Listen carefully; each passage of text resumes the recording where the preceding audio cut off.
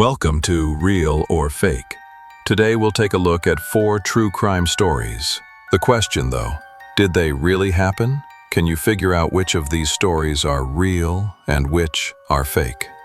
Listen to each story and watch to the end to get the answer. Let's dive in. October 12, 2003, Savannah, Georgia. The Drayton Mansion, a relic of antebellum grandeur, hosted a charity auction for the city's elite. Crystal chandeliers cast golden light as bidders vied for rare artifacts, including a 17th-century dagger rumored to be cursed by its pirate owner's blood-soaked past. Clara Henshaw, a widowed heiress with a penchant for antiques, led the bidding, her eyes gleaming with obsession. At the auction's climax, the lights flickered out. A deafening crash shook the room. The grand chandelier lay in shards. When the lights returned, Clara was slumped in her chair, the dagger buried in her chest. The crowd froze. No one had seen anyone approach her. Security footage showed only static during the blackout, and the dagger, cold to the touch, bore no fingerprints, not even Clara's. Whispers of the curse spread, tales of the pirate's vengeful spirit haunting the blade. Detectives grilled the guests, a senator, a shady antiques dealer, a jealous rival, but found no motive, no evidence. The mansion was sealed, its windows boarded, yet locals swore they heard Clara's voice at night, begging for release. Was it a calculated murder disguised as a curse? Or did the dagger's dark history claim another life? Do you think this story is real or fake? Watch until the end to find out. June 14, 1974, Burlington, Vermont. Susan Curtis, a radiant 25-year-old, stood outside St. Mary's Church, her cream rehearsal dress glowing under the fading sun. It was the eve of her wedding, and the rehearsal had just wrapped. Laughter spilled from the church as Susan stepped onto the lawn for fresh air, her fiancé stealing a glance at her from the doorway. She paced, her veil fluttering, but within 10 minutes, the laughter stopped. Susan was gone. No scream, no scuffle, just silence. Her purse sat untouched on a pew, her car keys glinting in the empty lot. Police swarmed the scene, interviewing guests who swore they saw a shadowy figure linger near the church's oak tree.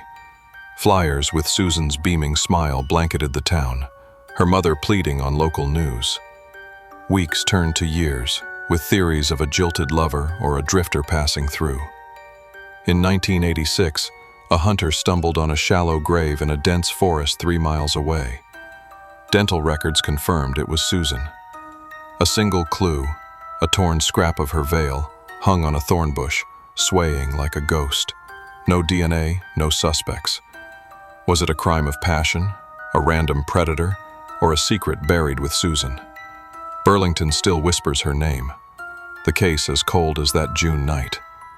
Do you think this story is real or fake? Watch until the end to find out. Leeds, England, 1892. Elias Thorne, a gaunt clockmaker with eyes like coal, crafted timepieces so intricate they seemed alive. His shop, tucked in a grimy alley, drew the city's elite, eager for his masterpieces. But by winter, a chilling pattern emerged. Clients who owned Thorne's clocks died at precisely midnight, their hearts stopping as the chimes rang. First, a banker collapsed in his study, his new clock glowing on the desk. Then, a schoolteacher was found cold in her bed, her clock frozen at 12 o'clock.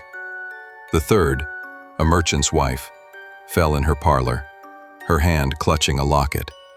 Panic gripped Leeds. People called it the clockmaker's curse. Mobs smashed Thorne's clocks in the streets, and Elias vanished one foggy night, leaving a note in his shop. "My clocks keep more than time. They take it." The note hinted at a rare poison in the clockworks, triggered by the midnight chime. Police tore apart every clock. No poison was found. Whispers spread of dark rituals in Elias's workshop, of a man scorned by the elite he served. Some said he fled to London. Others claimed he was the curse itself, a specter of revenge. The death stopped, but the mystery endures. Was Elias a murderer, a madman, or a myth born of fear? Do you think this story is real or fake? Watch until the end to find out. In 1971, Washington, D.C. fell under a shadow known as the Freeway Phantom, a mysterious figure linked to a series of unsolved disappearances. Between April 1971 and September 1972, 6 individuals vanished from quiet city streets, their cases connected by their discovery near highways like I-295. The first, a young teenager named Carol, was last seen walking home from a corner store, her schoolbooks left scattered in an alley. Days later, she was found near a freeway, her case a tragic puzzle. Each disappearance followed a haunting pattern. Victims taken at dusk, later discovered by morning commuters. One case stood out, a cryptic note found near a victim written in a bold scrawl, "Catch me if you can, Phantom." The message taunted police, sparking a citywide manhunt.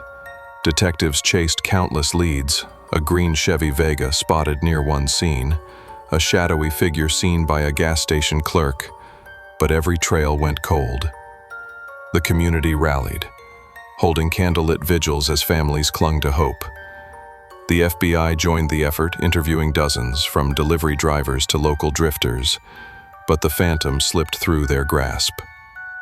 As the final case emerged in 1972, national headlines shifted to political scandals burying the story. The city's streets grew quieter, parents more vigilant, yet no answers surfaced. Was the Phantom a cunning local hiding in plain sight, a transient passing through, or a mystery lost to time? Decades later, D.C. residents still honor the victims, laying flowers by the highways, waiting for closure that never came. Do you think this story is real or fake? Watch until the end to find out. So let's look back to each story and see if the story is real or fake.